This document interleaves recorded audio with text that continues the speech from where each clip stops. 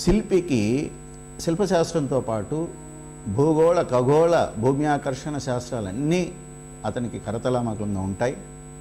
వాళ్ళ నిష్ఠాగరిష్టత, వాళ్ళు శిల్పాలని చెక్కేటప్పుడు అనుసరించేటువంటి విధానాలు, ఇవన్నీ సంస్కృతం నుండి నేను తెలుగులోకి తీసుకుని వీటిని కూడా పాత్రల ద్వారా యువతకి సులభంగా అర్థం కావడానికి నేను చేసినటువంటి ప్రయోగం.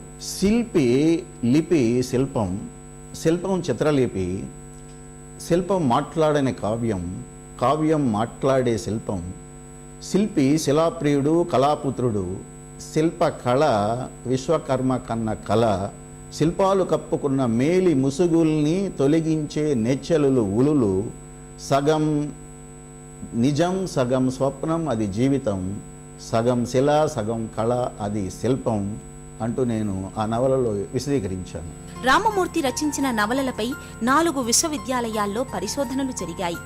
వీరు చేస్తున్న సాహిత్య కృషికి పలు సత్కారాలు ఆయన్ని వరించాయి. ఇలా రామమూర్తి చేస్తున్న పలు రచనలు, భాషా ప్రయోగాలు తెలుగు వైభవానికి గుర్తుగా కాంతులీనుతున్నాయి. భాషపై భక్తిని, వేదానురక్తిని, సనాతన శక్తిని మేళవించి పలు రచనలను వెలువరించిన కలువకుంట రామమూర్తి సదా అభినందనీయులు. తెలుగు భాష పిల్లలకు పద్యరూపంగా హిత సహితమైన సాహిత్యం వాడికి ఆదర్శంగా నిలుస్తుంది. కేవలం మేధస్సు పెరిగితే మనిషి యంత్రమవుతాడు. భాషను, సాహిత్యపు విలువలను వంట పట్టించుకున్నప్పుడు మాత్రమే మనిషికి సంపూర్ణత్వం వస్తుంది. తెలుగు వెలుగులో మరో చిన్న విరామం.